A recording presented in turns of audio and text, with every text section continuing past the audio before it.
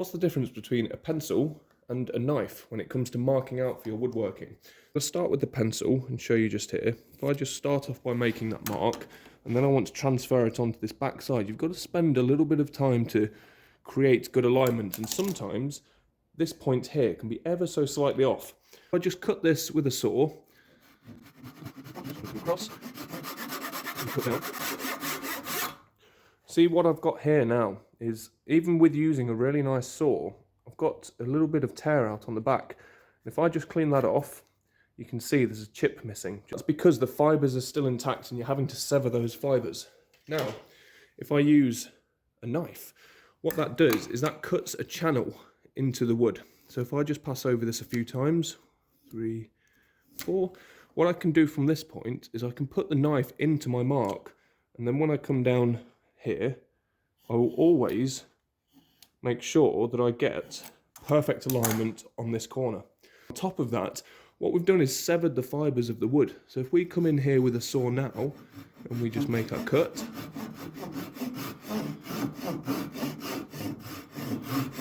because we've severed those fibres, the wood is no longer going to snap and tear out the back. So if we just compare the two, this is the offcut side, and you can see the fibres are slightly damaged on this side. See, on the offcut side, we've still got these fibres that have snapped out, but if we look on this side, it's absolutely perfect. When it comes to really fine precision, and you don't want to cause any damage to the wood, just use a knife to do your marking. You don't have to buy an expensive marking knife. You can just use a Stanley blade, utility knife, whatever you want to call it. But also on top of that, if we create a marking with a knife, and let's just say we want to come in with a chisel, we've actually got a place for the chisel to sit inside of the wood. So that just means that that will lock that in place. So when it comes to tapping it down, we're not going to cause any misalignment with the chisel.